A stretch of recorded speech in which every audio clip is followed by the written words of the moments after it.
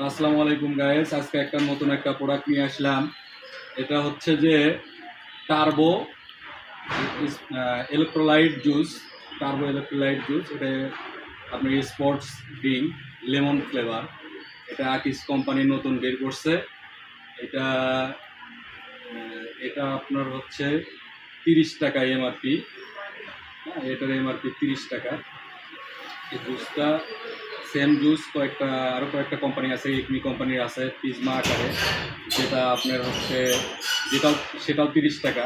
এটা 250 মিলি, এটা মানে প্লাস্টিকের বোতলে করছে, যেটা দাম 30 টাকা রাখছে। তো আমরা এটা এখন খেয়ে দেখবো যে আসলে এই জুসটা এসএমসি কোম্পানির ক্লেমন জুসের মতো কিনা।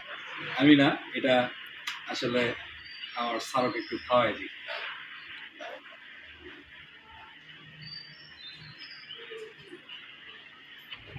আমিও একটু খাই দেখি এটা কেমন।